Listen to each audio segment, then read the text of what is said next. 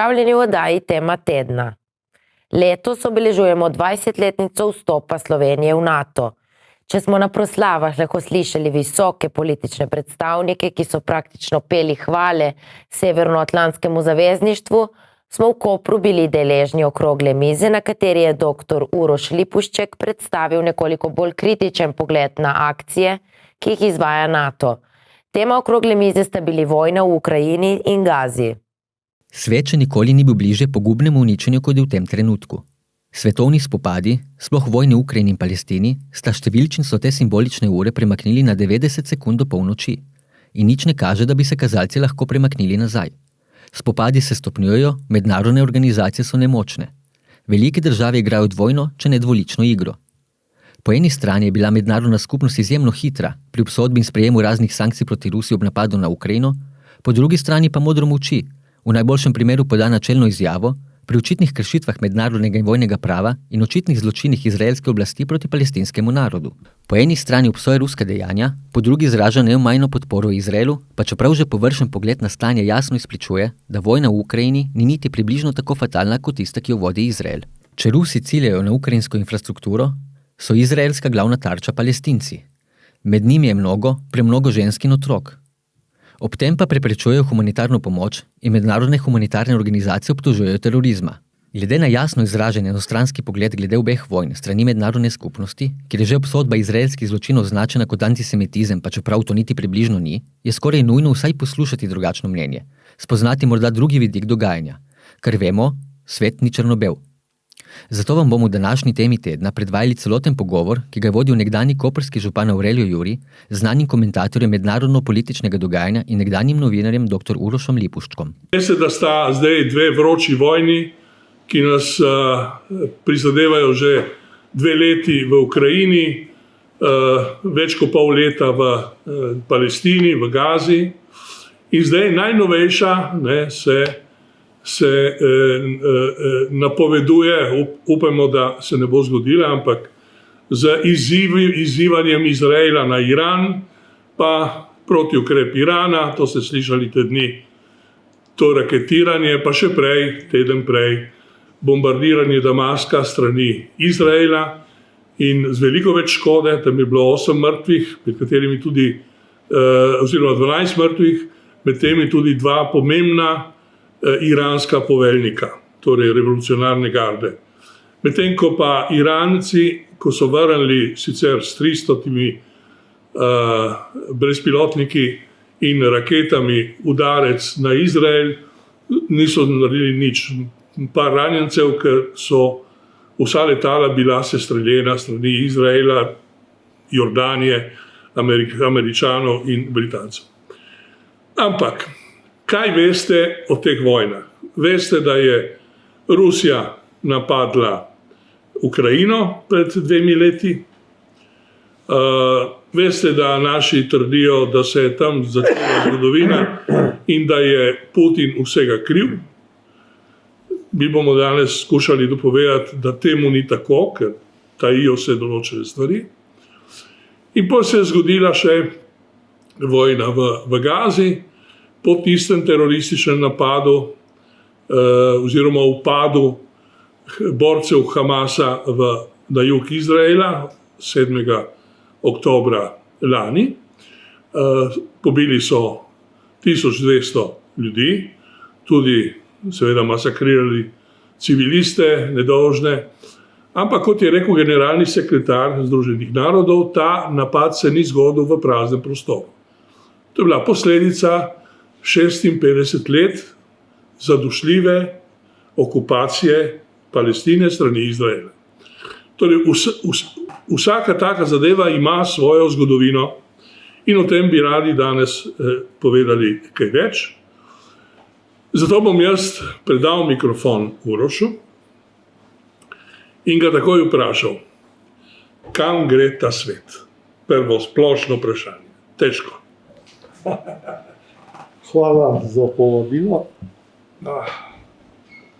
Mogoče tle edini na vrh tisti nad nami ve, kam gre, mislim, ampak vse, kar se dogaja, gre v smeri vojne, nažalost.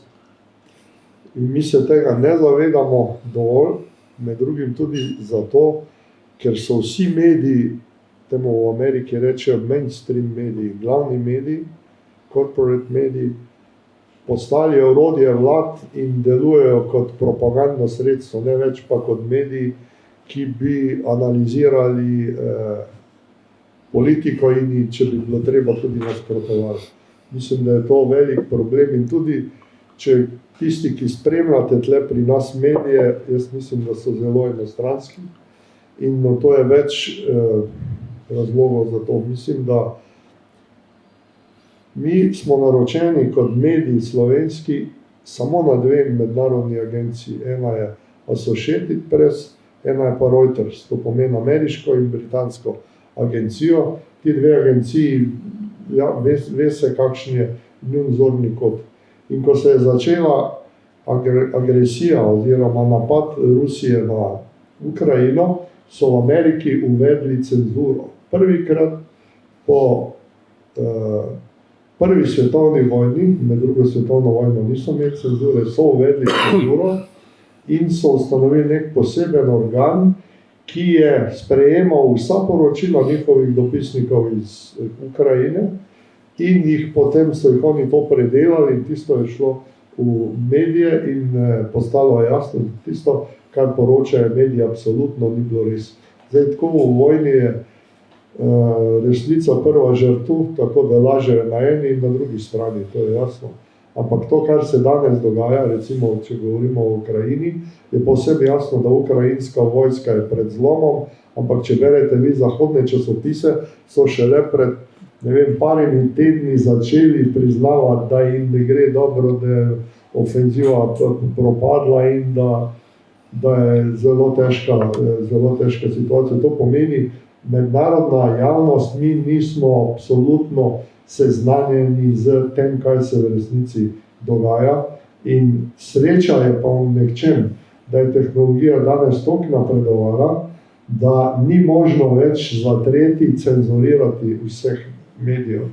Posebej recimo v Združenih državah Amerike imate vi strokovnjake na tako imenovanih alternativnih medijih, televizijah, ki jih lahko vidite po YouTubeu, to so bivši generali, polkovniki, uslužbenci CIA, ki so po koncu kariere zdaj spregledali in dajo neko alternativno sliko tega dogajanja, kar se dogaja. Skratka, situacija je absolutno težka, problem je tudi v tem, da mediji, tudi naši absolutno ne poročajo, ne dajo prostora opoziciji, in to se je začelo že s COVID-19. A ste vi kdaj videli na naši televiziji enega anticepilca, enega, ki je nasprotoval cepljenju? Niti enega niso povabili. A ste vi, mi smo, evo, z Jurijem smo člani te mirovniške skupine, smo pisali izjave, nikoli niti enega niso povabili, da bi povedal nasprotno mnenje recimo o Ukrajini, ker mi se zavzemamo za pogajanja, ne pa za nadaljevanje vojne do zadnjega Ukrajinca ali pa tudi Rusa, če potreba. To pomeni in sedaj, ker je tretja kriza v Gazi, nič tudi tukaj ni nobenega alternativnega pogleda. Današnji edina predsednica države je enkrat rekla, da je genocid v Gazi, da se dogaja.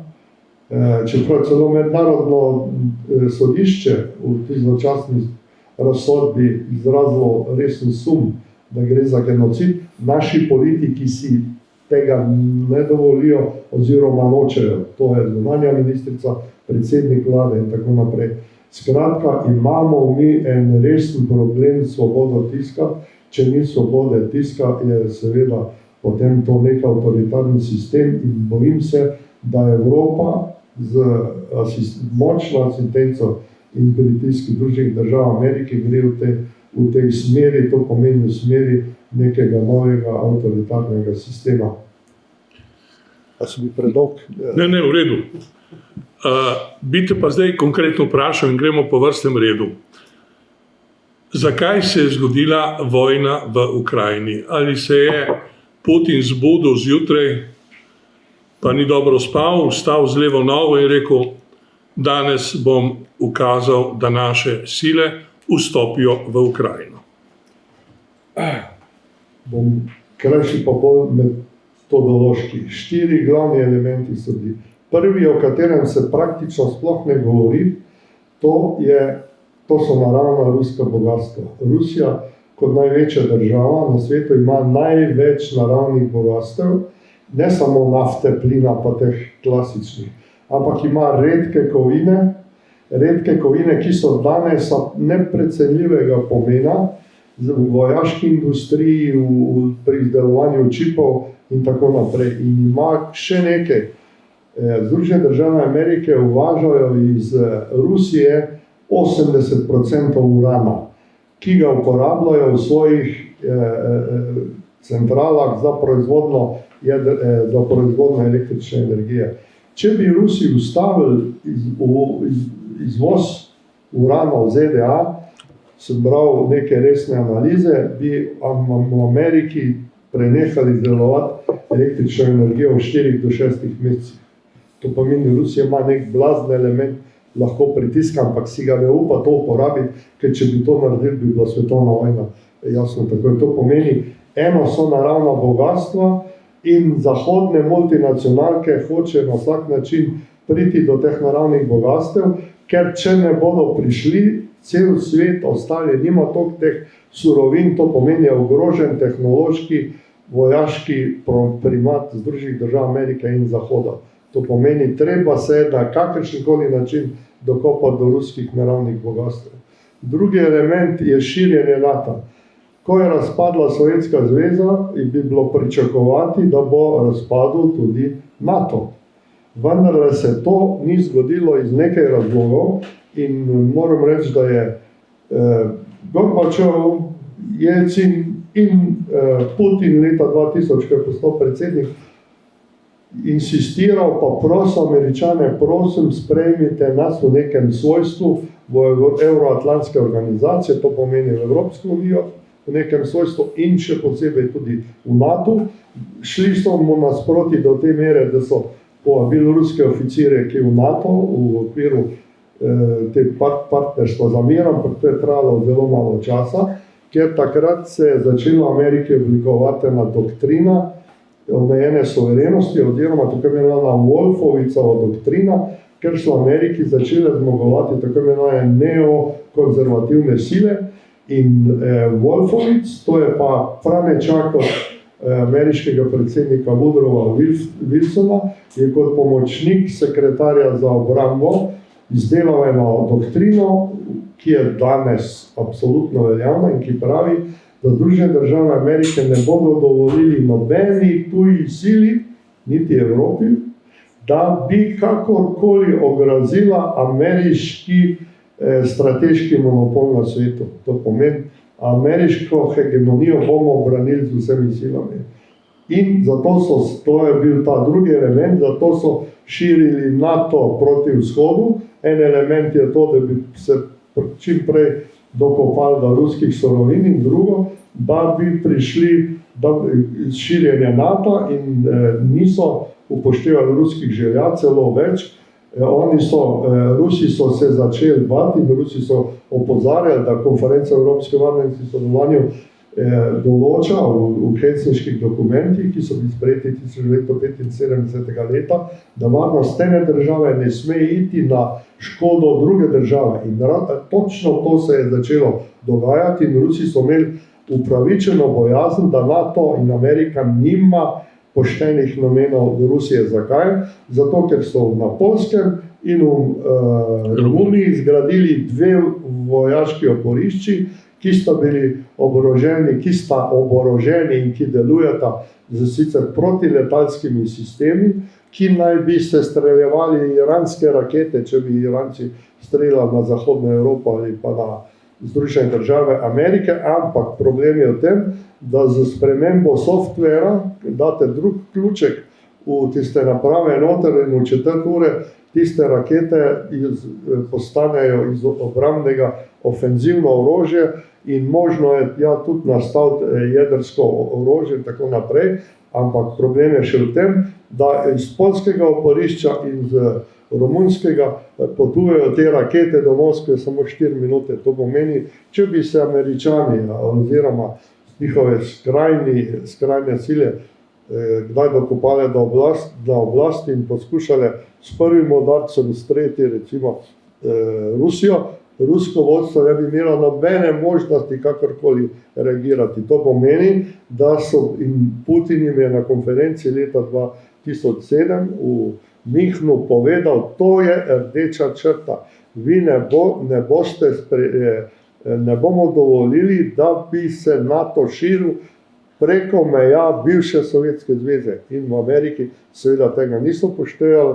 Oni so rekli, mi smo glavni, vi ne boste nam določali, dokaj se lahko to širi, in to je bil glavni kamen spotike. Tretji element je to, da so potem, ko so Američani pa CIA sprovocirali državni udar v Ukrajini in vrgli zakonito izvoljenega predsednika Janukoviča, ki je bil toliko pameten, da on se ni naslonil 100% niti na Rusijo, niti na Evropo, in takrat je Ukrajina imela še v svoji ustavi člen, ki je določil, da je Ukrajina nevtralna država. Ko so njega vrgli, so ta prvo šuknili ven ta člen in se začeli zavzemati za to, da bo prišla Ukrajina v NATO, še posebej, ker so se takrat začele zelo krepiti te skrajne nacionalistične sile v Ukrajini, da ne rečem neonacistične sile, bataljon Azov in tako naprej, ki so bili absolutno ne samo antirusko nasmerjeni, ampak v bistvu so to ostanki nekih fašističnih starih grupacij Bandera, ki so sodelovali v Ukrajini v času druge svetovne vojne. To se na nek način dotika tudi nas pa naše zgodovine. Veste, to je bila, še danes deluje divizija oziroma korpus Galicija, ki je bila 12. grenadirski korpus Galicija, ki so jo ustanovili Nemci med drugo svetovno vojno, sestavljali so jo izključno Ukrajinci, SS-ovci, njih so februarja leta 1945 iz Galicije Nemci premestili na Trnovsko planoto, tle pred italijanski meji, ker so vedeli, da se bodo Nemci umikali, da bi branili umik nemških čet iz Italije proti Nemčiji. In ta divizija oziroma ta korpus je strašne zločine počel na tem področju, in potem maja, aprila, ko je bilo jasno, da je Tretji rajh, da se bo zlomil, so forsirali, da bi prišli na Koroško, in tam so ta zadnji večer še, prednjih je Bračičev bataljon popolnoma posekal, sesul, so recimo vrgli v ogenj enega 14-letnega starega partizanskega Korička. To je bilo.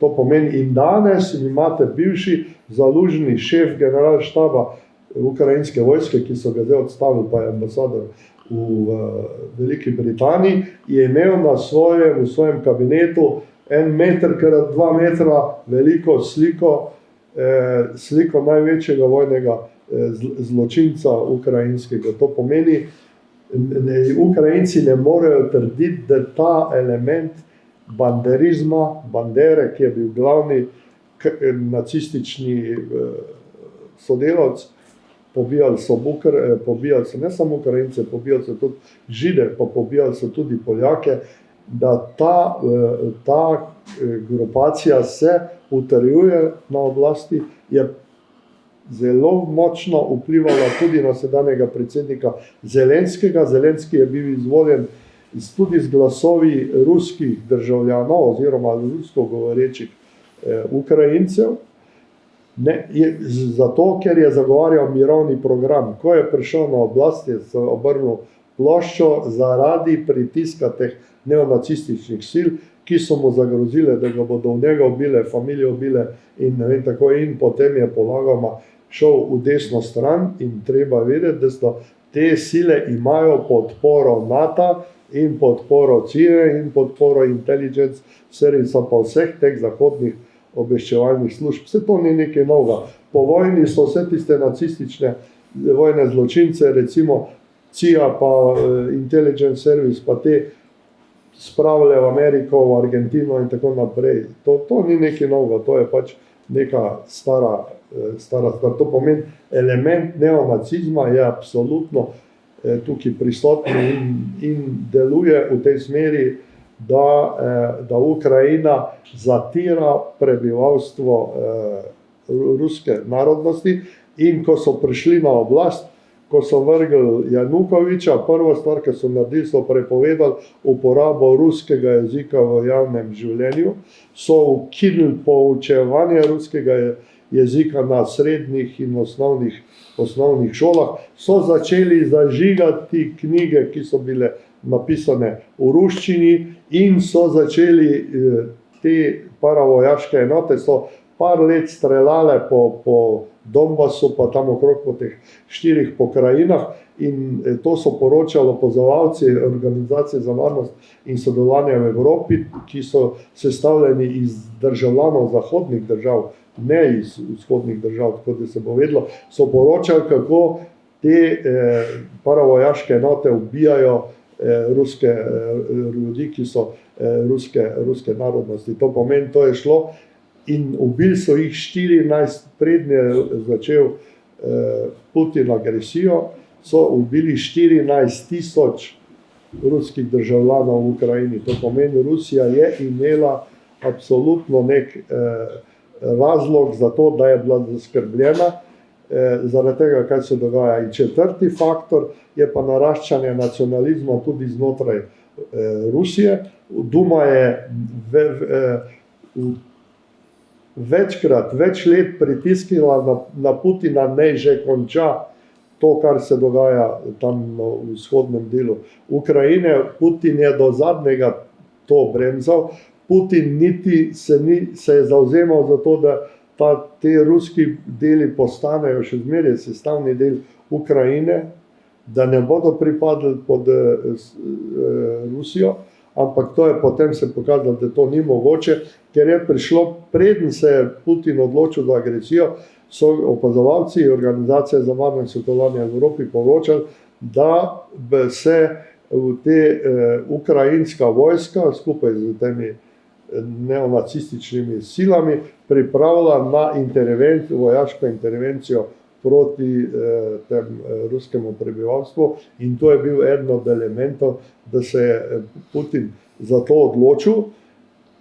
Odločil se je, ker je bil pritisk tako velik, če on bi dopustil, da bi prišlo do enega množičnega masakra v primeru te intervencije na to področje, kjer živijo rusko prebivalstvo, bi verjetno tudi njega Duma odnesla. To pomeni, to so 4 glavni elementi, zaradi katerih se je zgodilo. In moram reči, da na Zahodu so skozi govorili, da je to neizvana intervencija, kar ni res. In to je celo generalni sekretar NATO Stoltenberg parkrat, zdaj 2-krat, v zadnjih, 3-4 mesecih povedal, da je eden od glavnih elementov, da se je Putin odločil za napad, da je širjenje NATO in drugič, da se vojna ni začela 24. februarja 2022 leta, ampak da se je začela takrat, ko so vrgli zakonitega ukrajinskega predsednika Janukoviča. To pomeni, da krivda ni samo na strani Putina, kot poskušajo prikazati na Zahodu, ampak da so to zelo kompleksni vzroki. Glede, naj vsak pomisli, kakšno vprašanje bi imel, ker na koncu bomo mi malo krajši, bi vam prepustili besedo, ker bi rad kakšno dilemo razčistili. Jaz bi se samo še spomnil na neko pomembno dejstvo. Jaz pišem včasih, ne vem, če berete v Dnevniku, preden se je vojna začela, jeseni 2021, ko je Putin dal Zahodu eno zelo jasno zahtevo. po varnostnih jamstvih za Rusijo, kar je vsebovalo dogovor o nečlanstvu Ukrajine v NATO, umik jedrskih postojank iz Romunije in Poljske v notranjost in implementacija sporazumov iz Minska 2014-2015 o posebnem statusu, avtonomnem statusu Donetska in Luganska. Odgovor, jaz sem takrat pisal, bi moral biti vsaj v diplomatskem jeziku naslednji. Sprejmemo to vašo zahtevo kot pogajalsko osnovo. Usedimo se in se dajmo o tem pogajati. Če bi to Zahod odgovoril, vojna se ne bi začela. Ampak vi se boste spomnili odgovor, ki ga je dal Stoltenberg. To ni sprejemljivo, ker vsaka država, suverena, neodvisna, ima pravico, da si sama izbere povezavo. To pomeni, če Ukrajina hoče v NATO, mi jo bomo vzeli, ima to pravico. In drugo, Zelenski je rekel, da oni implementirali tega dogovora iz Minska ne nameravajo. Kasneje sta celo Merklova, še en kanclerka takrat, in Macron potrdila, da tisti dogovor je bil sklenjen samo zato, da bi Rusija pridobila oziroma Ukrajina pridobila na času in se pripravila na spopad z Rusijo. Žal, to se je pol kasneje tudi zgodilo, Putin je šel v napad. In zdaj prihajamo, da ne bomo samo, ker bomo še o Gazi in govorili. Ja. Prihajamo še na eno floskulo, ki že nekaj mesecev naši voditelji, evropski in tudi domači, vrtijo. Slišali ste, če Ukrajina pade, to zlasti Macron trobi, pol bo napadena vsa Evropa. Ne? Kot da Putin, ko bo podjarmil Ukrajino, bo stopil še na tleh Evrope, torej Zahoda, NATO in Evropske unije. Mislim, da nekdo nasede na tako propagando, mi ne zamerite, upam, da med vami ni nobenega, mora biti idiot. Bravo. Veste zakaj? Pa je preprost razlog. Putin ne bi šel napast Ukrajine, če že bi bila v NATO. Torej je šel napast zato, da ne gre v NATO, ker se zaveda, da proti NATO on ne more. S konvencionalnim orožjem nima moči, NATO ima 5-krat močnejše vojske pa tehnologijo pa vse skupaj, če bi se na konvencionalni način spopadel, ima pa jedrsko orožje, ima nekonvencionalno orožje, ki je pa nevarno. Drugo, komaj še diha v Ukrajini, ker sicer bi jo že okupiral več kot pol. Se matra 2 leti že zato, da je prišel do tistih 19 ali 20% ozemlja. Ampak seveda, umaknil se ne bo in posledica vsega je, da ko Zelenski, se boste spomnili, par tednov po začetku vojne, je bil že skoraj dosežen dogovor v Carigradu. Tik pred podpisom, jaz se spomnim tudi na televiziji, Zelenskega, prestrašenega, ko je izjavil, pristanemo na neutralni, neoboroženi status in na implementacijo dogovorov iz Minska. V zameno Rusija ne bo ugovarjala našemu vstopu v Evropsko unijo. To je bil že sklenjen dogovor, ki pa ga je Johnson, takratni britanski premier, preprečil. Nagovoril je Zelenskega, da on in Biden imata vsa pooblastila, da bosta pomagala do zmage Zelenskemu. In takrat on se je pustil nategniti in ni v to pristal, ni prišel do tega podpisa in zdaj smo tam, kjer smo, že 2 leti se pobijamo. Še en element, nazadnje ste slišali intervju, ki ga je imel Putin z ameriškim novinarjem Carlston, ne? ko je dal vedeti, da je Rusija pripravljena na pogajanja, začenši od skoraj doseženega dogovora v Carigradu. Torej, to bi morali kopčati, razumeti in ne začeti s propagando. Pazimo, ker če pade Ukrajina, potem smo na vrsti mi.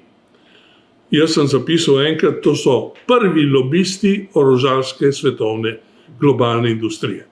Torej, zdaj lansiramo to, zato da se požene nova proizvodna orožja v svetu in na koncu bomo se vrnili k temu, kar je povsem v nasprotju z uresničevanjem zelenega dogovora Evropske unije.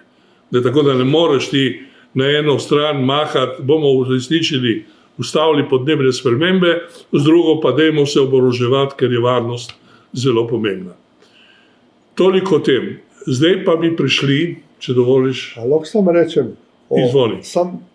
o to, kar je rekel, moraš biti idiot, da verjameš, da bi Rusi napadli. Rusov je 145 milijonov, Evropejcev je približno, če damo še Angleže, 550 milijonov. Bruto proizvod Rusije je 12-krat manjši, kot je bruto proizvod Evrope. Potem evropske države 12-krat toliko namenijo za oboroževanje, kot nameni Ruska federacija. Skratka, nemogoče je, da bi Rusija ogrozila zahodne države in evropske članice NATO dajo za orožje na leto 430 milijard dolarjev evropske. Če damo tle še Ameriko, z vsemi pritiklinami je to 1500 milijard na leto. Rusija daje pa 78 milijard. Povejte mi, kdo lahko koga napade. Do koga ogroža. Ogroža, pardon. Ja. Glede, celo Putin je pristal, sami veste, na to, da so sprejeli Finsko, pustimo zdaj Švedsko. Finska ima 1300 km meje z Rusijo. In dejansko NATO je že na meji z Rusijo. Ampak pristal je vedel, da bi bilo huje, če bi karkoli bolj ostrega odgovoril. Je rekel, nas samo članstvo ne moti, ampak naj Finska ne postavi ob meji vojaško oporišča. V tem primeru jih bomo tudi mi, in bo nevarno.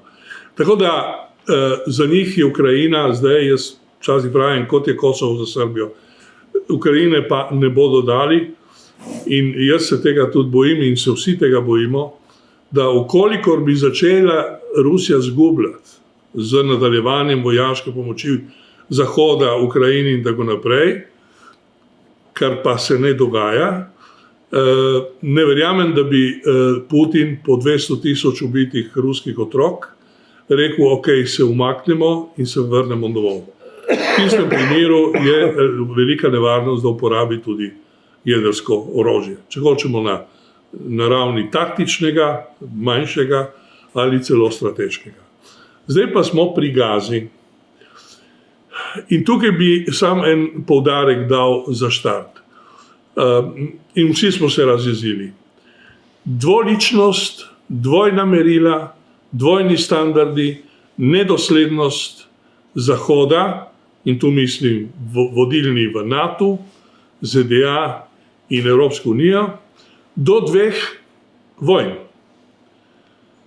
Mi smo že takoj, ko je Putin napadel Ukrajino, že teden kasneje zasuli Rusijo z najhujšimi obtožbami, obsodbami in že s prvimi paketi sankcij, ki so se izkazale kot škodljive bolj za nas kot za Rusijo. No? Oni so se znašli. In potem smo začeli oboroževati Ukrajino. En podatek. V 2 letih, govorim o civilnih žrtvah, ker govori se včasih 200 000 mrtvih, to so vojaki. Ko govorimo o civilnih žrtvah, v 2 letih vojne je to po ukrajinskih uradnih virih umrlo 14, zdaj smo že leto, pri 15 000 civilistov Ukrajincev. Od tega 1800 otrok v 2 letih. Ko se je zgodila Gaza po Hamasovem napadu, je v 6 mesecih Izrael pobil 33.000 civilistov in 14.000 otrok, 60.000 žensk, 200.000 humanitarcev in več kot 100 novinarjev. Evo, iz tega naslova sem jaz rekel, da dvakrat napisal, Putin je mali falot napram Netanjahuju. Ampak Putina bombardiramo z vsemi možnimi sankcijami še vedno naprej. Netanjahuja pri nas nismo niti ambasadorja poklicali na zagovor. Nihče ga ni, če ste opazili, nihče od zahodnih voditeljev ni izrekel besede obsojamo Izrael za to, kar počne tu. Še manj, da bi kdo predlagal uvedimo sankcije.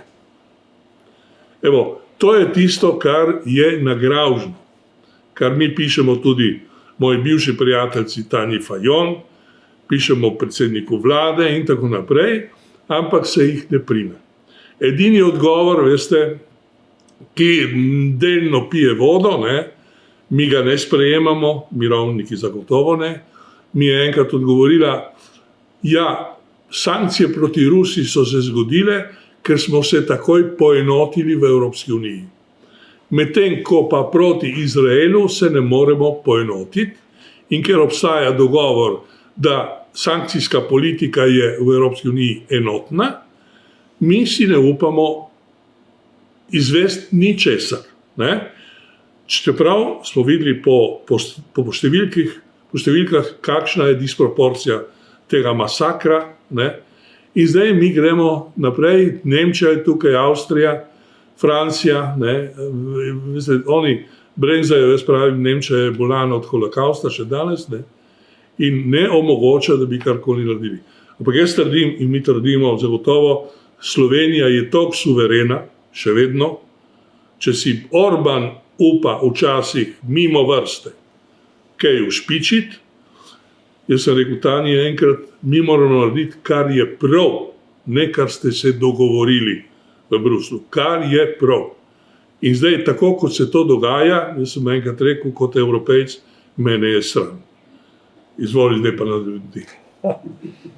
Ja, jaz moram reči, da ne samo, da nas je sram, v bistvu imamo zdaj najhujšo svetovno krizo po kubanski krizi leta 1962. Odkrito se govori o uporabi jedrskega orožja, taktičnega. Rusi ga, jaz mislim, prepričan, ne bodo uporabili, ni pa to rečeno, da ga ne bodo Izraelci, potem kar oni delajo na področju Gaze, če pride do spopada z Iranom, jaz sem prepričan, da bodo Izraelci to uporabili. Absolutno, in mi imamo tukaj absolutno dvojna merila in tudi Slovenija tukaj ni absolutno nič boljša. In mi imamo v času najhujše svetovne krize v bistvu najmanj mednarodno vodstvo, ki ni doraslo svoji nalogi. Absolutno, jaz ne govorim o notranji politiki, tudi v notranji vidite, kaj se dogaja s temi strankami, korupcijo in vse skupaj, ampak kar zadeva zunanjo politiko, smo popolnoma odpovedali. Naša zunanja politika je na avtopilotu, zadnjega dne, ko je zapustil vladno palačo Janez Janša. Nič se ni spremenilo v nobenem pogledu in to je absolutno nemoralno. Kaj so govorili prej, kaj delajo danes, je kaj noč pa dan.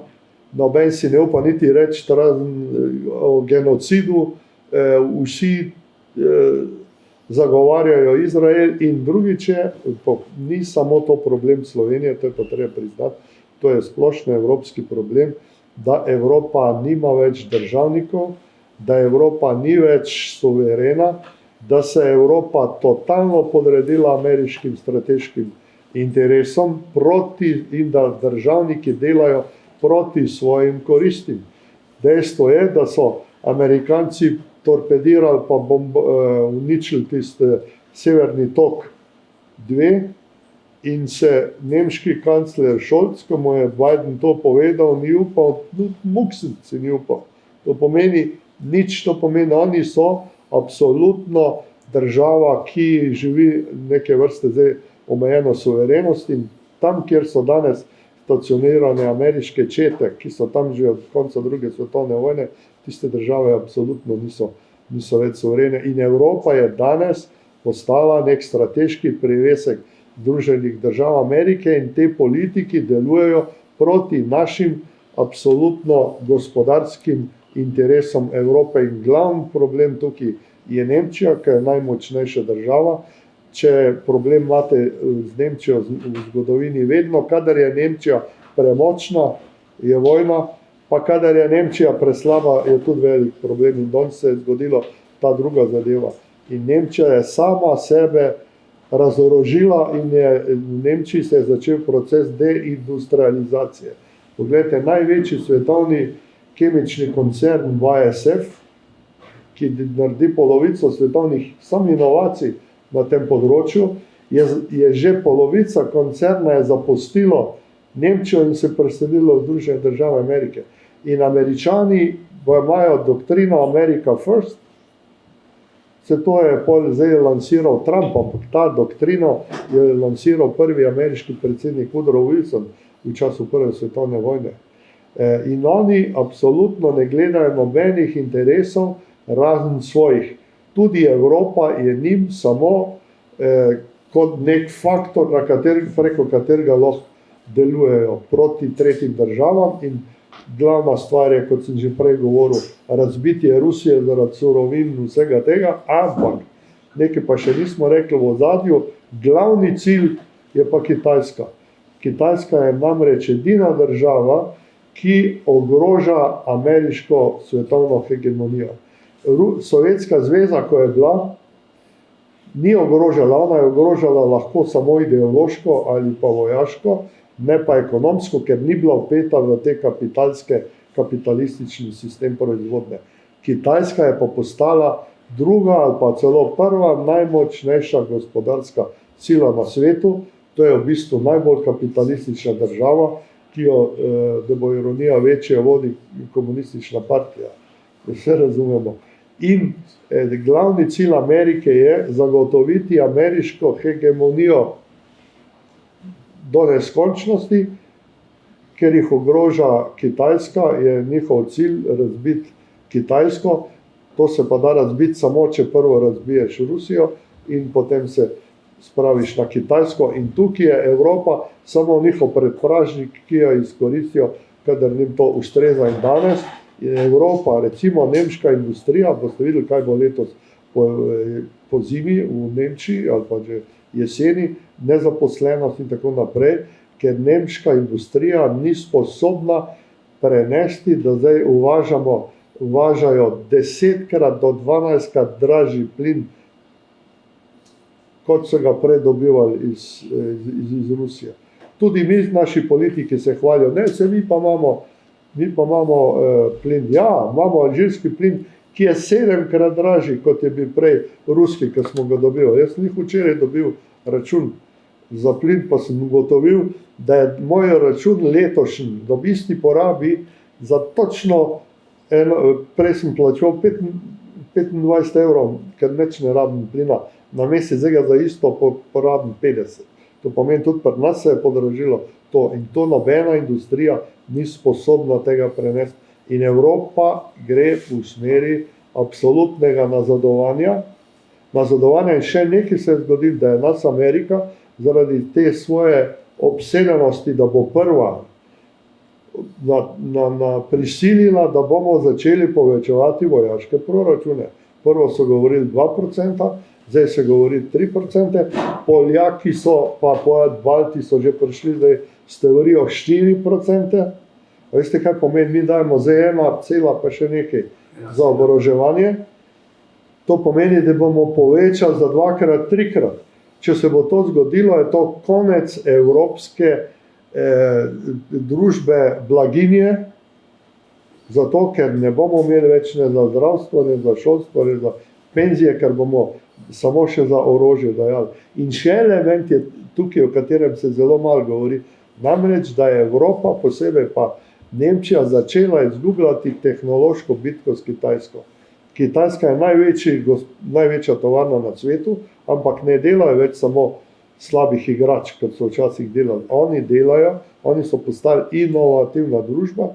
Na Kitajskem danes je enkrat toliko patentov registrirajo, je kitajskih danes na svetu kot je ameriških, čeprav pravijo, da so ameriški bolj kvalitetni kot kitajski, ampak kvantiteta enkrat tudi doseže neko vrsto novo kvaliteto. In tukaj so Kitajci postali glavna tehnološka sila oziroma ogrožajo ameriško in zahodno prvenstvo.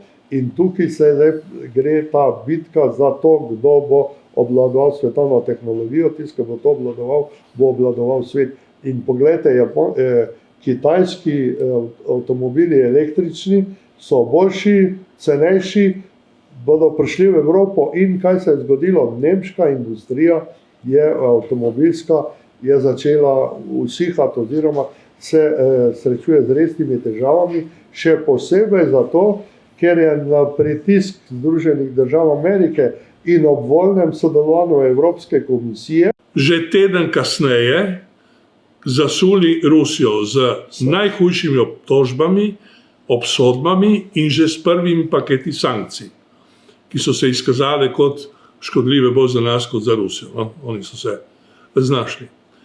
In potem smo začeli oboroževati Ukrajino. En podatek.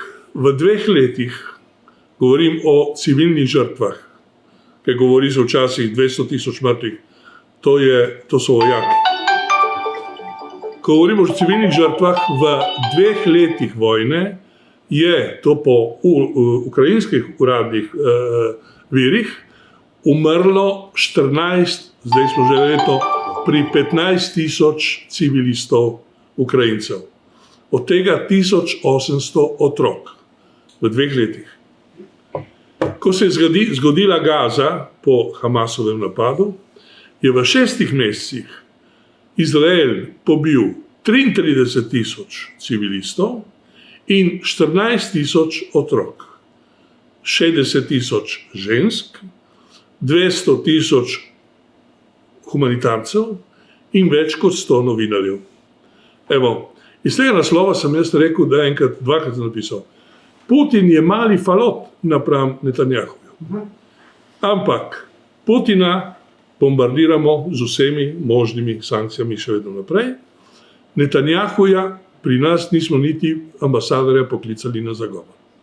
Nihče ga ni, če ste opazili, nihče od zahodnih voditeljev ni izrekel besede obsojamo Izrael za to, kar počne tu. Še manj, da bi kdo predlagal uvedimo sankcije. Evo, to je tisto, kar je nagravžno, kar mi pišemo tudi moji bivši prijateljci Tanji Fajon, pišemo predsedniku vlade in tako naprej, ampak se jih ne prime. Edini odgovor, veste, ki delno pije vodo, mi ga ne sprejemamo, mirovniki zagotovo ne, mi je enkrat odgovorila, ja, sankcije proti Rusiji so se zgodile, ker smo se takoj poenotili v Evropski uniji. Medtem ko pa proti Izraelu se ne moremo poenotiti in ker obstaja dogovor, da sankcijska politika je v Evropski uniji enotna, mi si ne upamo izvesti ničesar. Čeprav smo videli po številkah, kakšna je disproporcija tega masakra. In zdaj mi gremo naprej, Nemčija je tukaj, Avstrija, Francija, oni bremzajo, jaz pravim, Nemčija je bolana od holokausta še danes in ne omogoča, da bi karkoli naredili. Ampak jaz trdim in mi trdimo zagotovo, Slovenija je toliko suverena, še vedno, če si Orban upa včasih mimo vrste kaj ušpičiti, jaz sem rekel Tanji enkrat, mi moramo narediti, kar je prav, ne kar ste se dogovorili v Bruslu, kar je prav. In zdaj, tako kot se to dogaja, jaz sem enkrat rekel, kot Evropejc, mene je sram. Izvoli, zdaj pa nadaljuj. Ja, jaz moram reči, da ne samo, da nas je sram, v bistvu imamo zdaj najhujšo svetovno krizo po kubanski krizi leta 1962. Odkrito se govori o uporabi jedrskega orožja, taktičnega. Rusi ga, jaz mislim, prepričan, ne bodo uporabili, ni pa to rečeno, da ga ne bodo Izraelci, potem kar oni delajo na področju Gaze, če pride do spopada z Iranom, jaz sem prepričan, da bodo Izraelci to uporabili. Absolutno, in mi imamo tukaj absolutno dvojna merila in tudi Slovenija tukaj ni absolutno nič boljša. In mi imamo v času najhujše svetovne krize v bistvu najmanj mednarodno vodstvo, ki ni doraslo svoji nalogi. Absolutno, jaz ne govorim o notranji politiki, tudi v notranji vidite, kaj se dogaja s temi strankami, korupcijo in vse skupaj, ampak kar zadeva zunanjo politiko, smo popolnoma odpovedali. Naša zunanja politika je na avtopilotu, zadnjega dne, ko je zapustil vladno palačo Janez Janša. Nič se ni spremenilo v nobenem pogledu in to je absolutno nemoralno. Kaj so govorili prej, kaj delajo danes, je kaj noč pa dan. Noben si ne upa niti reči o genocidu, vsi zagovarjajo Izrael in drugič je, ni samo to problem Slovenije, to je pa treba priznati, to je splošno evropski problem, da Evropa nima več državnikov, da Evropa ni več suverena, da se je Evropa totalno podredila ameriškim strateškim interesom in da državniki delajo proti svojim koristim. Dejstvo je, da so Amerikanci torpedirali pa uničili tisti Severni tok 2 in se nemški kancler Scholz, ko mu je Biden to povedal, ni upal, Muksnic si ni upal. To pomeni nič, to pomeni, oni so absolutno država, ki živi neke vrste zdaj omejeno suverenost in tam, kjer so danes stacionirane ameriške čete, ki so tam že od konca druge svetovne vojne, tiste države absolutno niso več suverene. In Evropa je danes postala nek strateški privesek Združenih držav Amerike in te politiki delujejo proti našim absolutno gospodarskim interesom Evrope. In glavni problem tukaj je Nemčija, ki je najmočnejša država. Če problem imate z Nemčijo v zgodovini vedno, kadar je Nemčija premočna, je vojna, pa kadar je Nemčija preslaba, je tudi velik problem. In danes se je zgodilo ta druga zadeva. In Nemčija je sama sebe razorožila in v Nemčiji se je začel proces deindustrializacije. Poglejte, največji svetovni kemični koncern BASF, ki naredi polovico svetovnih sam inovacij na tem področju, je že polovica koncerna je zapustilo Nemčijo in se preselilo v Združene države Amerike. In Američani imajo doktrino America First, se to je zdaj lansiral Trump, ampak ta doktrino je lansiral prvi ameriški predsednik Woodrow Wilson v času prve svetovne vojne. In oni absolutno ne gledajo nobenih interesov razen svojih. Tudi Evropa je njim samo kot nek faktor, preko katerega lahko delujejo proti tretjim državam in glavna stvar je, kot sem že prej govoril, razbitje Rusije zaradi surovin in vsega tega, ampak nekaj pa še nismo rekli v ozadju, glavni cilj je pa Kitajska. Kitajska je namreč edina država, ki ogroža ameriško svetovno hegemonijo. Sovjetska zveza, ko je bila, ni ogrožala, ona je ogrožala lahko samo ideološko ali pa vojaško, ne pa ekonomsko, ker ni bila vpeta v te kapitalistični sistem proizvodnje. Kitajska je pa postala druga ali pa celo prva najmočnejša gospodarska sila na svetu, to je v bistvu najbolj kapitalistična država, ki jo, da bo ironija večja, vodi komunistična partija. Vse razumemo. In glavni cilj Amerike je zagotoviti ameriško hegemonijo do neskončnosti, ker jih ogroža Kitajska, je njihov cilj razbiti Kitajsko. To se pa da razbiti samo, če prvo razbiješ Rusijo in potem se spraviš na Kitajsko. In tukaj je Evropa samo njihov predpražnik, ki jo izkoristijo, kadar njim to ustreza. In danes je Evropa, recimo nemška industrija, boste videli, kaj bo letos po zimi v Nemčiji ali pa že jeseni, nezaposlenost in tako naprej, ker nemška industrija ni sposobna prenesti, da zdaj uvažajo 10-krat do 12-krat dražji plin,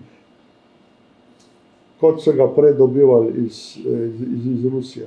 Tudi mi, naši politiki, se hvalijo, ne, mi pa imamo plin. Ja, imamo alžirski plin, ki je 7-krat dražji, kot je bil prej ruski, ki smo ga dobili. Jaz sem jih včeraj dobil račun za plin, pa sem ugotovil, da je moj račun letošnji, da v isti porabi za točno prej sem plačal 25 evrov, ker neč ne rabim plina, na mesec zdaj za isto porabim 50. To pomeni, tudi pri nas se je podražilo to in to nobena industrija ni sposobna tega prenesti. In Evropa gre v smeri absolutnega nazadovanja. In še nekaj se je zgodilo, da je nas Amerika zaradi te svoje obsedenosti, da bo prva prisilila, da bomo začeli povečevati vojaške proračune. Prvo so govorili 2%, zdaj se govori 3%, Poljaki so, pa Balti so že prišli zdaj s teorijo 4%. Veste, kaj pomeni, mi dajemo zdaj 1, pa še nekaj za oboroževanje. To pomeni, da bomo povečali za 2-krat, 3-krat.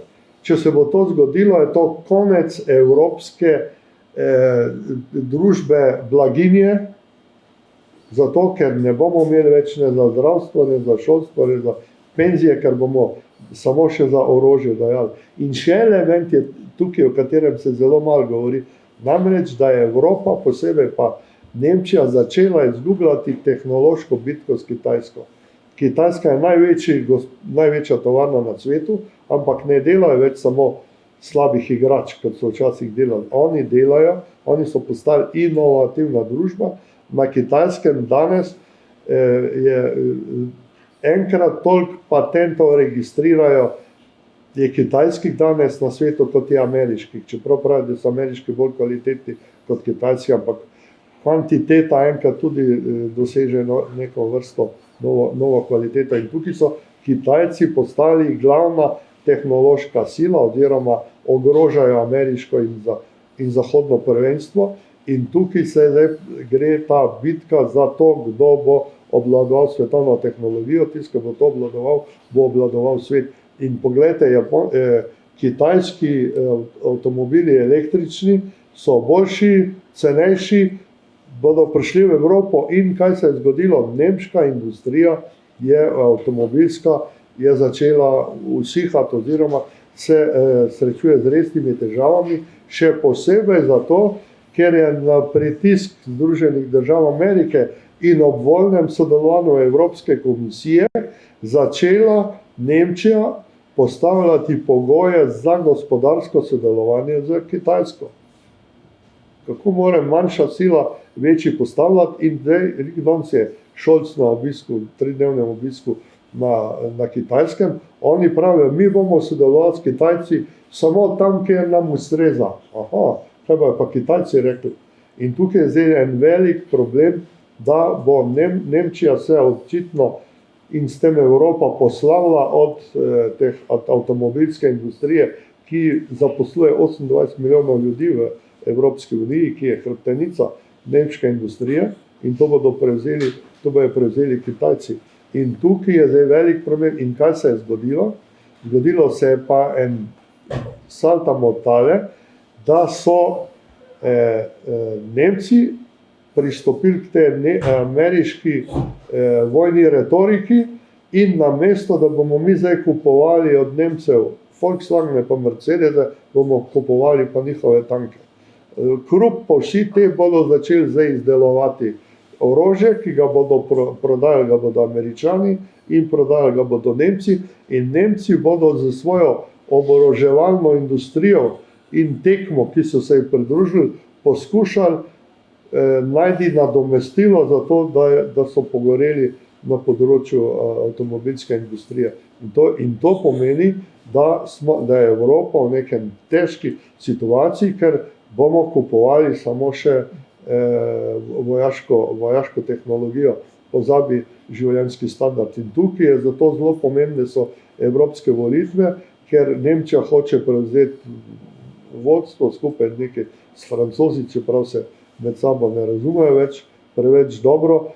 Prišlo bo do tega, kakšna bo Evropa. Zdaj, Nemci so se zavedali, da absolutno imate posebej nekaj manjših držav, pa srednjih, ki se ne strinjajo s tem, da bi Nemčija prevzela nemški skorn tako zavladal nad Evropsko unijo, ker je Scholz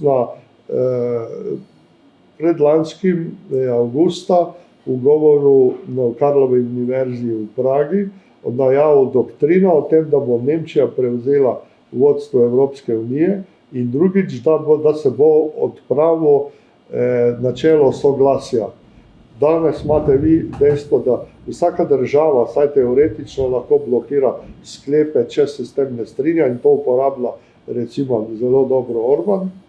Če bomo pa to začeli povedati, pa pomeni federalizacijo Evrope in to pomeni, da male države kot mi ne bomo imeli nobene besede več, bomo samo še nemi opazovalci tega, kar bodo sklenili Francozi, pa Nemci, pa recimo še Španci zraven. In to je to.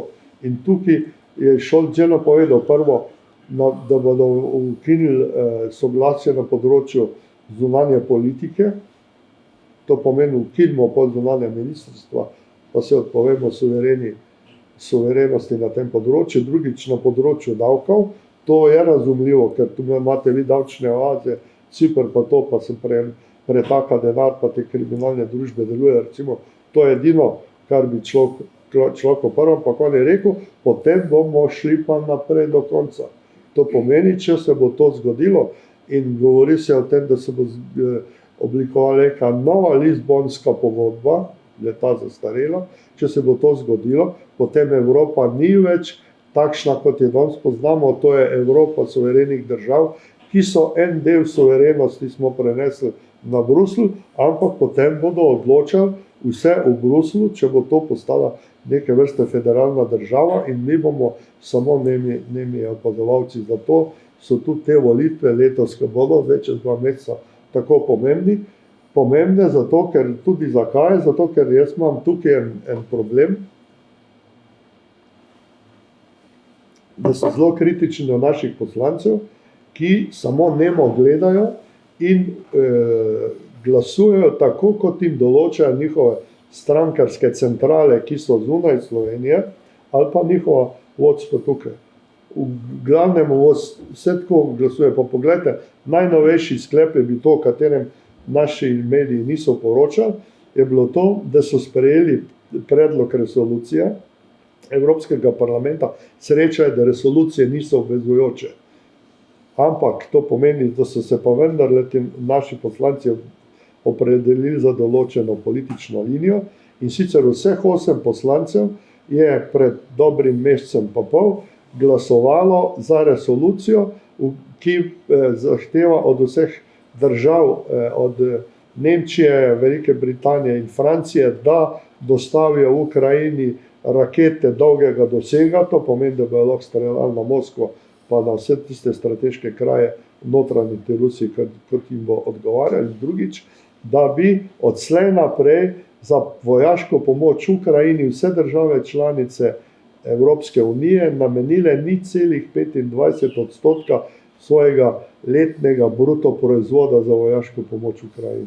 Slušajte, kaj to pomeni? In to vsi naši poslanci. In celo tako je bilo, da nihče slučajno je pol to pricurilo tako na dan. Kako je to mogoče? Kako je to mogoče? Dajali bomo 2% ali 3% za orožje, pa še to bomo dajali praktično, pozabite socialno državo. In naša vlada v tem sodeluje.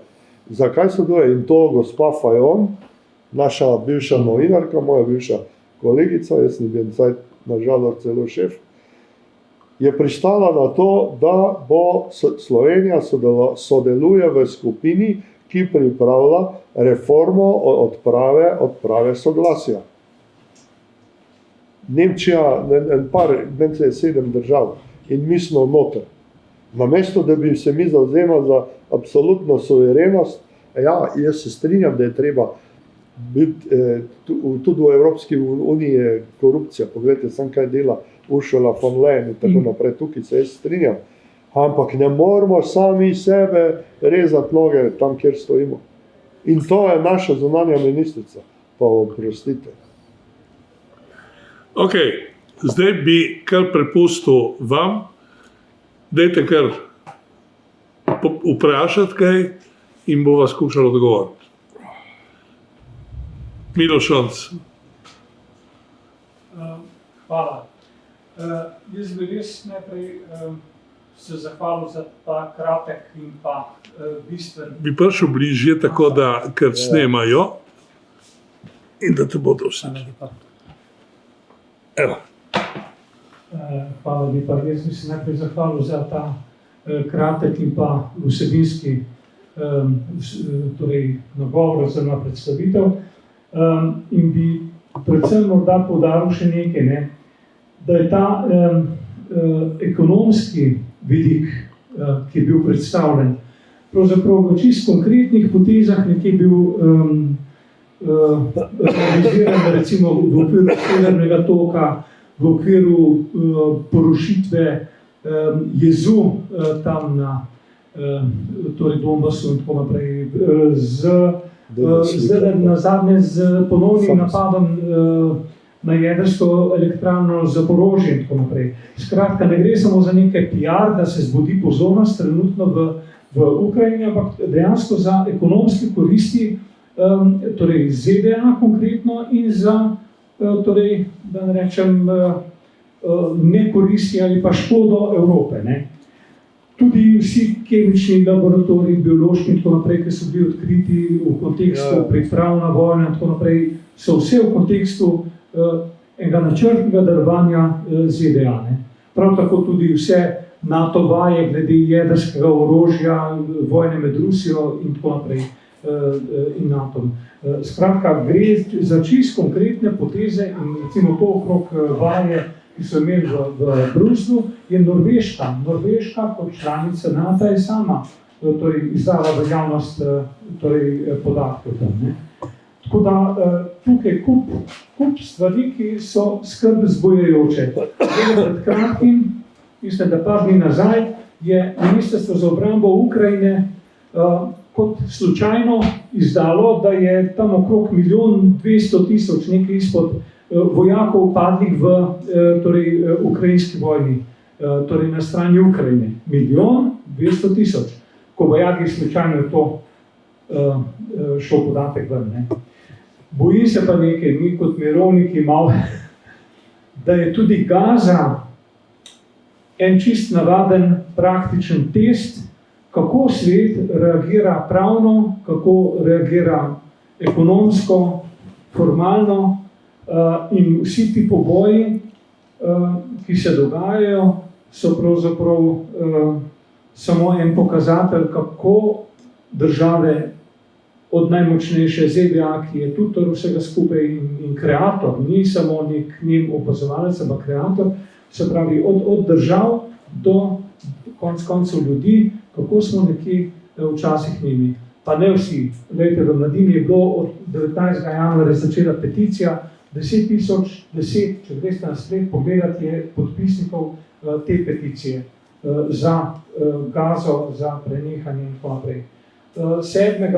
aprila zdaj je bil v Ljubljani shod protestni, torej za Palestino. 9. aprila je kolega Jurij z ekipo bil pri Fajonovi, oziroma pri predsednici parlamenta Klokočarovi. Obljube gor, obljube dol, predsednica države pa jih ni niti sprejela, niti povedala, niti na nič.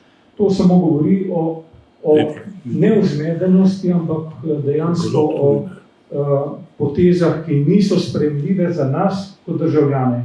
Toliko, da samo na kratko. Kdo prevzame mikrofon in bo kaj vprašal? Tukaj sem videl roko prej.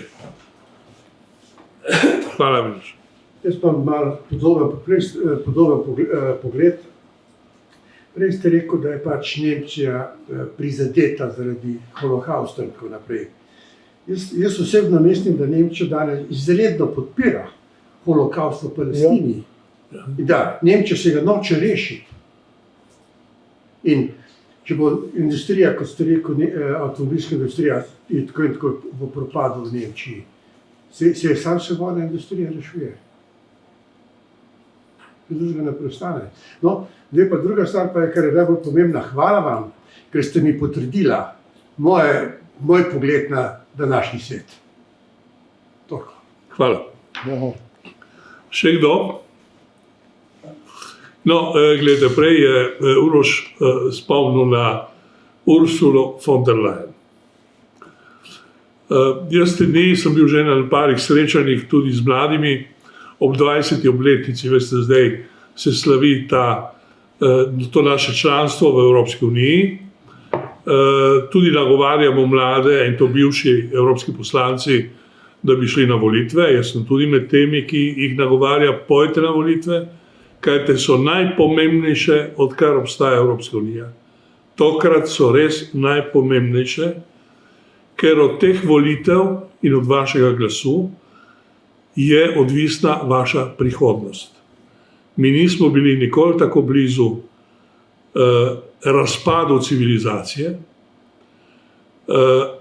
Tudi 62. leta, ko je bila kubanska kriza, to se mi spomnimo, starejši, mladi ne, smo bili blizu vojne, ampak smo imeli, hvala Bogu, dva državnika, ki sta znala dvigati telefon, Hruščov in Kennedy, in se v 13 dneh zmeniti, da je končala, da je kriza se potegnila nazaj. Ampak takrat nismo imeli še enega dodatnega elementa, to je podnebje. Mi smo sredi ali pa že skoraj proti podnebnemu zlomu. Imamo dogovor iz Pariza, imamo evropsko zeleno agendo, bi morali vsi delati na tem, in ko govorim vsi, govorim o tem, da bi morali si podati roke Američani, Rusi, Kitajci, Indijci, Afričani, Južnoameričani, Avstralci in Kanačani. Kajti brez tega ne bo nobenega resnega napredka v upočasnitvi globalnega segrevanja. Vidimo, kaj se dogaja z vremenom, vidimo danes. To so fenomeni, ki jih ne doživljamo, nikoli jih nismo doživeli, tudi najstarejši ljudje. Take hitre, bliskovite vremenske spremembe, letos se napoveduje velika suša, bojo spet požari, lani smo imeli povodenj in tako naprej. Vsako leto je slabše.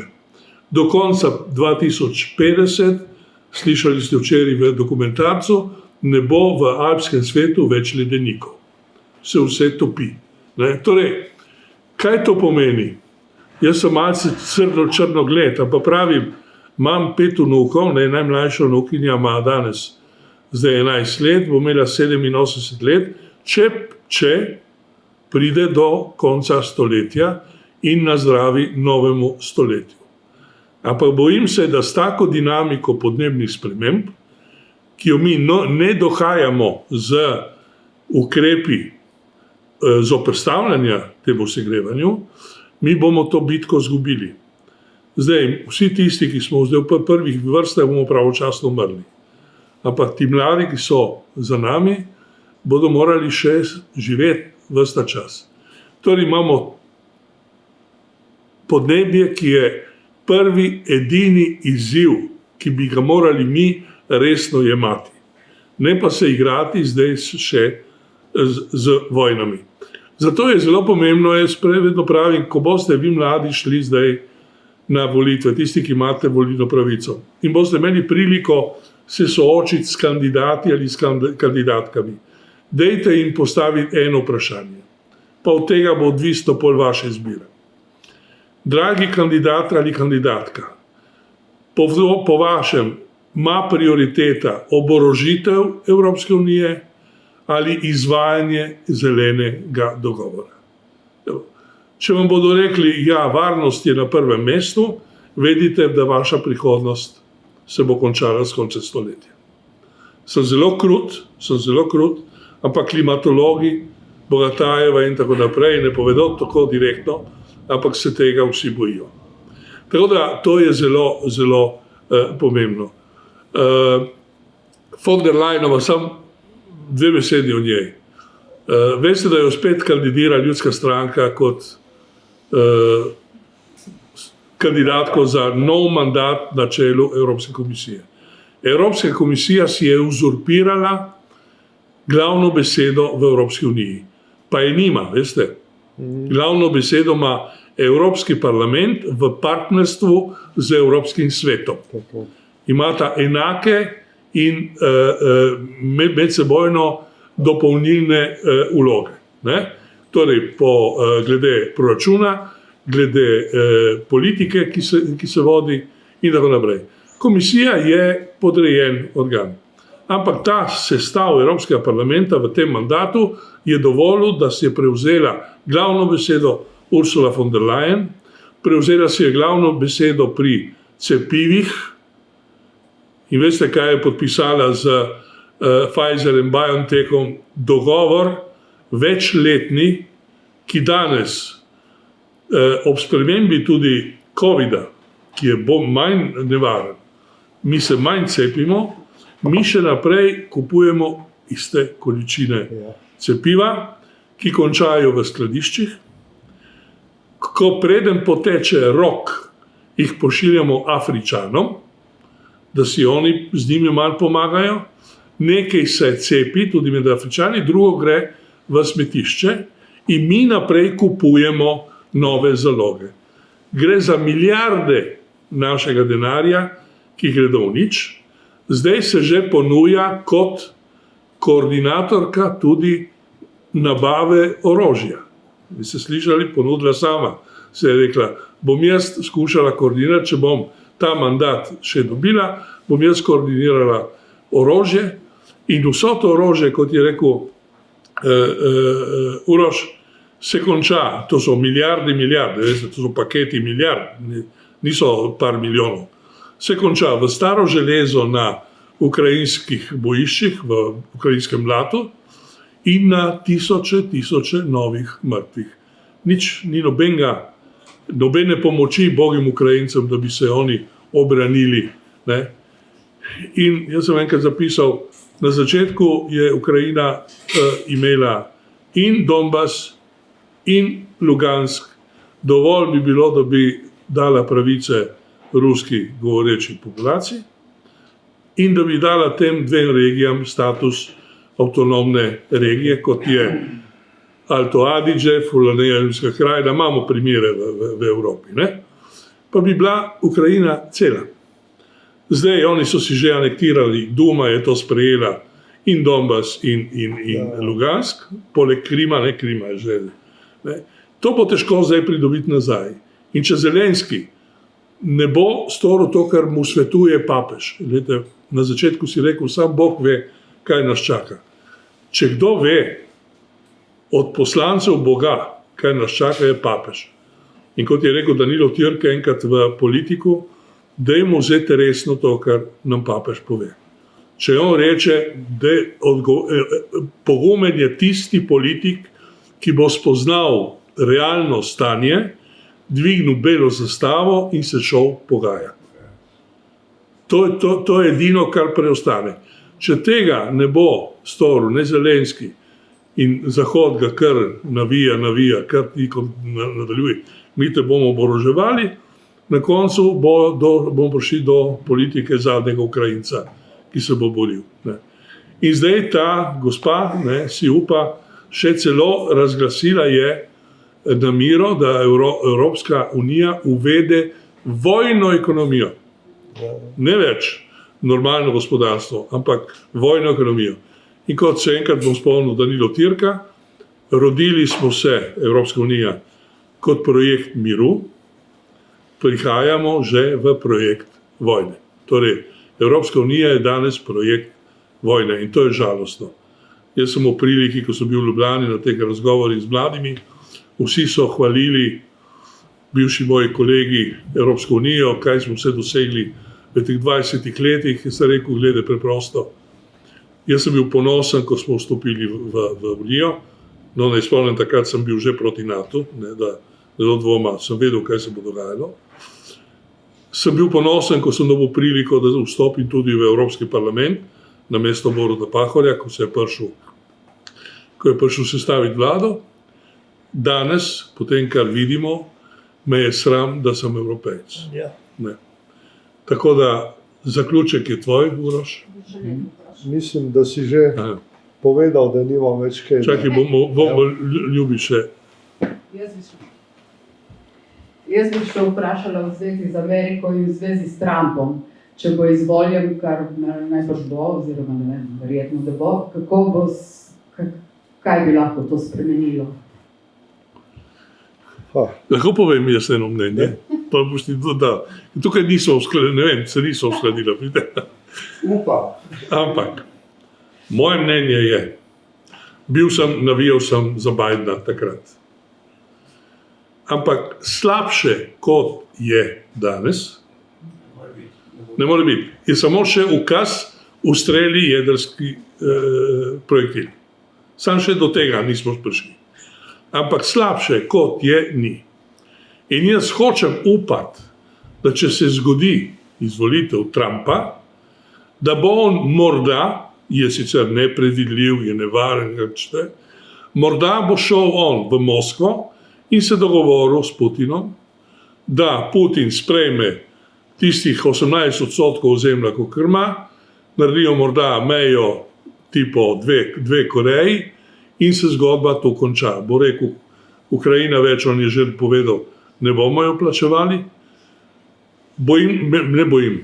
Računam, da tudi Evropa, če Amerika potegne bremzo, tudi Evropa se bo počasi umaknila iz tega in bomo imeli pač tako rešitev. Bo pa hudo, ker napredujejo vse desnice v Evropi za migrantsko politiko. Jaz tukaj vidim pa velike drame, veliko tragedijo, ker že danes bogi migranti ne najdejo dobrodošlice pri nas z mirnimi strankami, kaj šele, če bomo šli še bolj na desno. To je moje mnenje. Da vidimo. Imam malo različno mnenje, to je v redu. Jaz mislim, da bomo prišli iz dežja pod kap, da je čisto vse, kdo je, da je Biden mogoče malo bolj predvidljiv, on je pa malo bolj vehementen. In Trump, če zmaga, Trump bo naredil mir z Rusijo, to je čisto jasno, se bo pa orientiral na Kitajsko, kar je enako nevarno ali pa še bolj nevarno.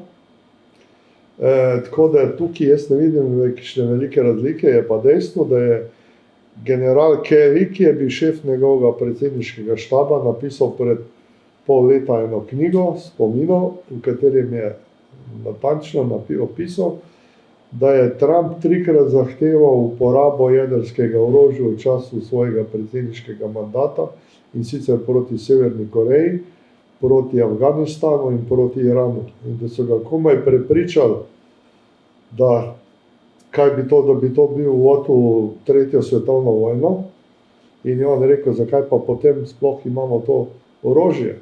In še nekaj se je takrat zgodilo, takrat mu je šef generalštaba ameriške vojske zabrusil v obraz, ne bom upošteval vašega ukaza, zato ker to pomeni začetek svetovne vojne, o vojni v Ameriki pa po ustavi lahko odloča samo kongres.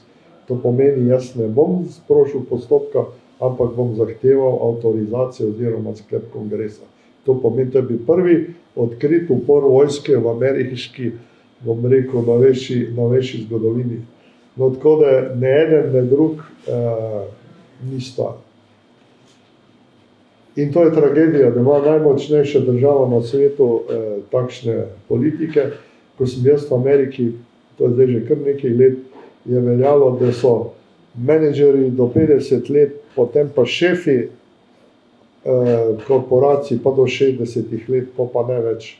Zdaj je pa koncev, zdaj se je pa to premaknilo na vzgoj in imate če gledate vi Bidena, on ne zna ne govoriti, ne hoditi, ne čez dobijamo vsak teden President Seniors Moments, kjer pokažejo vsem kikse, ki jih je naredil tisti teden, pa to človek ne zna več ne govoriti, niti host, nič ne zna. In ta človek upravlja najmočnejšo državo na svetu. Trump je pa druga stvar. Trump je pa zdaj vpleten kar v 17 sodnih procesov, je jasno, da ga bodo demokrati poskušali po sodni plati ne samo dezavuirati, pa mu uničiti kakršnekoli šanse, pa po javno podporo, ki bojo poskušali, če bo treba v zapor spraviti zaradi teh njegovih goljufij, ki jih je seveda on poln. Tako da, nažalost, jaz ne vidim nobene svetle točke na obzorju in to se bo preneslo tudi v Evropo, oziroma smo že mi tudi tam. Ne vem, sicer na srečo se zmeraj zgodi nekaj nepredvidljivega. Na srečo se zgodovine ne da voditi pa določati, kaj se bo zgodilo, zmeraj se zgodi nekaj enajstega. Tako da upam, da se bo tudi v tem primeru zgodilo in da bo ne bo prišlo do vojne, čeprav zdaj vse to kaže, da gremo v to smer. Torej, zdaj smo proti koncu, bi nas še kdo izval? Ja, mene zanima. Poslušajte, poudarek je na evropskih volitvah. Če pogledam slovensko informativno informacije in tudi evropske, noben politik ni samostojen. Čisto vsi so ameriški retorizniki. Kakšen učinek bomo imeli s temi volitvami? Se ga ne vidim. Koga ne volimo? Kitajce? Hvala lepa. Torej, jaz bom šel voliti, vedno hodim voliti. Vsekakor, ja. Ja. In jaz bom dal glas Urošu Lipovščku. Ne? Ja. Se odločil, da kandidira. Problem je edino, da mirovniki, on ima totalno mirovniški program z odhodom iz NATO vred, ne, tako da vsega. Desus mu posoja osnovo, bazo in je prevzel pač njegovo politiko. Imamo še nekaj mirovnikov v levici, ne, če hočemo. Zdaj posimo, koliko so dosledni, koliko niso, oni niso dosti borbeni, ker so se odpovedali zdaj borbi proti NATO, odkar so v vladi, ne, in tako naprej. Ampak vsaj, ko je prilika, povedo, da so proti. Zdaj so bile tudi tiste manifestacije, ko so drugi slavili članstvo in tako naprej. Potem še ena lista je, bojim se, da tukaj se bodo zdrobili glasovi. Ne. Vse te močnejše stranke pa res ni kaj izbirati. Nikomu verjeti. Od, da ne govorimo o SDS, ne, ima tudi moj SD, zdaj imamo Hana, ne, Han, ne spominjam na Džengis Han, ne, ne, se sva prijatelja in tako naprej, ampak sam da vam povem zgodbico, on tukaj zadnjič, prejšnji teden sem bil pri njemu, slučajno so se dobila v poslanski skupini, ko so šel bivše kolege pozdraviti, pa jih ni, so vsi novi. Ne. Edini on je rekel, prijatelj, da si edini preživeli iz moje generacije. In je pravil, ja, sej, ko so vrla debata okrog Ukrajine, pravi, sej, Juri, sej sem s tabo, absolutno, jaz tudi pravim Fajonovi, ustav se, ne trči naprej, ker na bojo Rusi še gospodarstvo vzeli. Ker tam je Krka, ima vse skupaj, iz naslova gospodarskega ministra pravi zlasti, a ti je bilo treba za Češko skleniti dogovor o pohitrejši nabavi projektilov za Ukrajino. Ne? Daj ustav se, umakni se, naj so Slovenija odigra malo bolj rezervirano vlogo. In zadnji sem mu zdaj, ko je bil izvoljen, sem mu čestital, sem rekel, glej, ti veš, da sem navijal za Brgleza, ne? Vseeno sem upal, da bo Brglez prevzel stranko, ker je on še najmanj slaba varianta bila. Ampak ti čestitam iskreno, zdaj ti, stori to, kar sva se zadnjič pogovarjali. Vsaj dej vplivaj na Fajonovo, ne, ki ona je bila vse vesela, ko je on zmagal, ker ona obdržala mesto. Vi ste videli reakcijo njeno, ne, ko so sporočili rezultat. Ja, bila, rešila sem svoj Je položaj. odleglo. Ja. Skoraj Ne. bi začela se košati. Tako da jaz seveda, no, jaz grem izbranega kandidata, imam listo, njim bom dal glas, ker če ga njega vprašam, kot sem prej rekel, a bi ti dal prednost oboroževanju ali uresničevanju zelenega dogovora, nimam dvoma, kaj mi bo odgovoril. Oboroževanje. Ne, tako da tukaj je izbira mala, ampak če pa ne gremo, je še slabše. Če dvignemo mi roke in pravimo, konc si tak brez veze, se nič ne bo spremenilo, bo še slabše, ker bojo drugi glasovali za nas in proti našim interesom. Tako da vsak glas šteje in zdaj, če bojo v toku volilne kampanje prepoznali, kdo je tisti najbolj konzistenten od mirovnikov, ki se ponujajo od tudi dalje, ker on se bo srečeval z Nemcem, ne, Matjažem, se bo srečeval s Toninom, ne, se bo srečeval z Šarcom. Šarcem, ja, ki je prvi na listi, ne. Ne.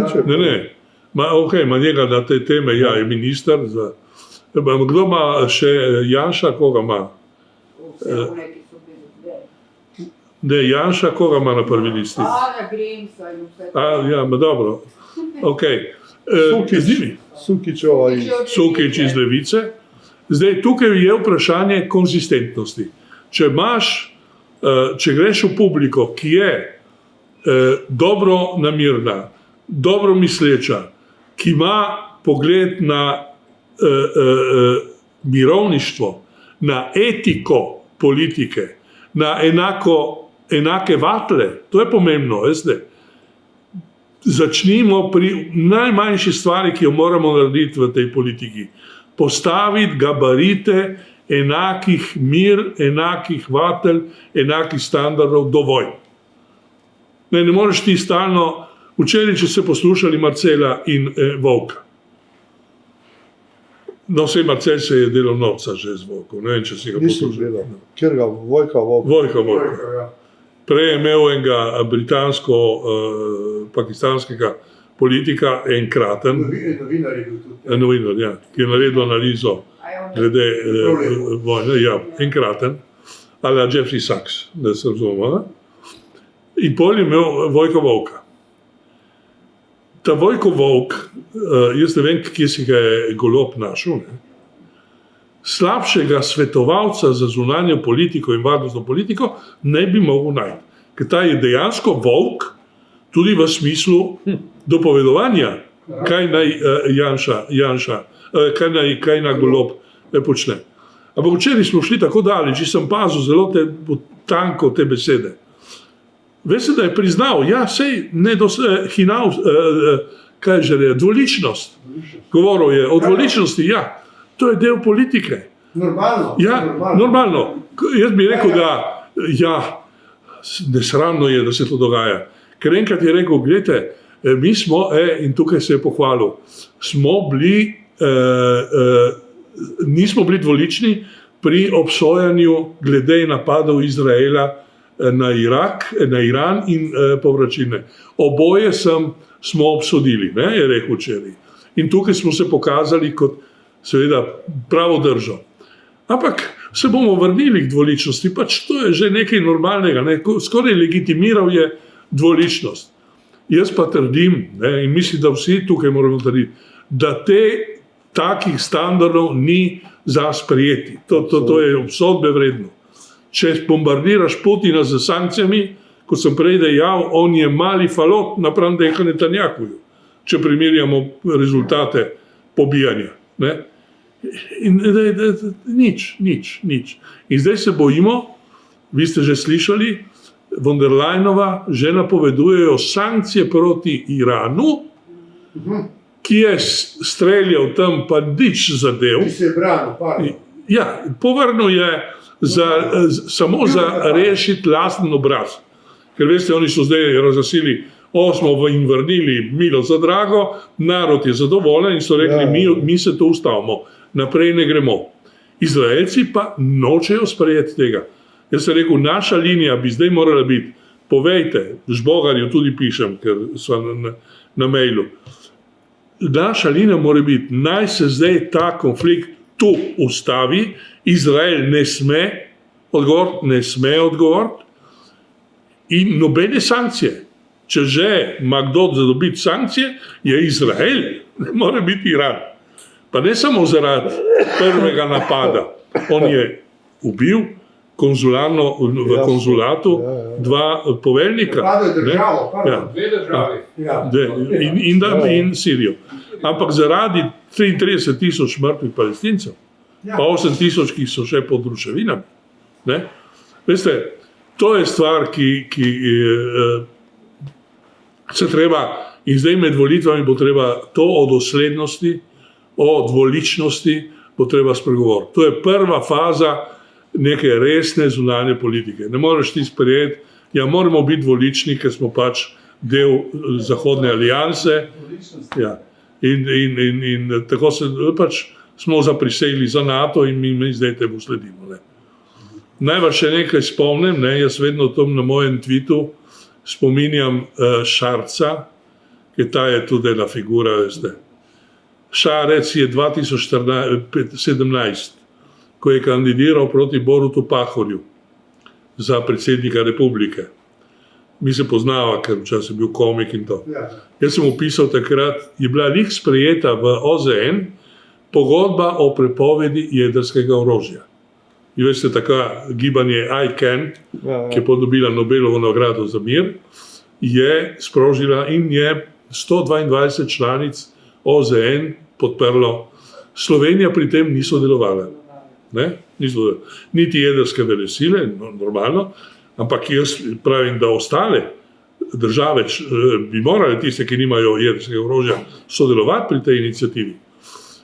Ni sodelovala. Jaz sem rekel, Šarcu sem tega pisal, dej ti nagovori volivce, da ti boš zagovarjal to, da Slovenija pristopi k tej pogodbi. Ja, in sem mu poslal in je podpisal peticijo, je na 250. mestu med podpisniki. Jaz vsakič spomnim, prvi si postal predsednik vlade, pa nisi dal te pobude, da bi Slovenija pristopila k temu. Zdaj si minister za obrambo, pa nisi dal te pobude. Tako da mi niti ne odgovarja. Ampak veste, to so, kot ste sami rekli, nekaj naredijo, nekaj ponujajo, nekaj obljubljajo, pol pa je mrtva črka na papirju, nič ne naredijo od tega, obrnejo obraz na drugo stran in gotovo je. In mi smo vazali, kot sem jaz že 2003 napovedoval, vazali ZDA. To smo ena od vazalskih, bi rekel, da vsaj do Gaze še najmanj slaba, ker smo si tukaj vendarle smo sprejeli to resolucijo. Tukaj je delala Slovenija na tej resoluciji, ki tudi ni dobila veta ZDA. In jaz sem pohvalil Tanjo Fajon, ko smo bili prejšnji teden na pogovore z njo. Bila je ena delegacija od naših mirovnikov, v kateri je bila Spomenka Hribar, Rudi Rizman, Daniel Rebol, pa je bil Primož Trbenc, to je ta naš doktor Primorske univerze. Vse smo jim povedali, super, pohvalno. A zdaj, če Izrael to potepta, pljuva vse tem to, treba nekaj narediti, treba kaznovati nekoga. Niste čakali 6 mesecev proti Putinu, ste takoj sprožili sankcije. Pogovor, ki ste ga pravkar spremljali, se odvijal slab mesec dni nazaj. V tem času so se razmere na obeh bojiščih še zaostrile. Rusija se pripravlja na vojaške vaje z jedrskim orožjem, Izrael še naprej ignorira opozorila mednarodne skupnosti in še bolj aktivno izvaja svojo vojaško agresijo nad palestinskimi civilisti.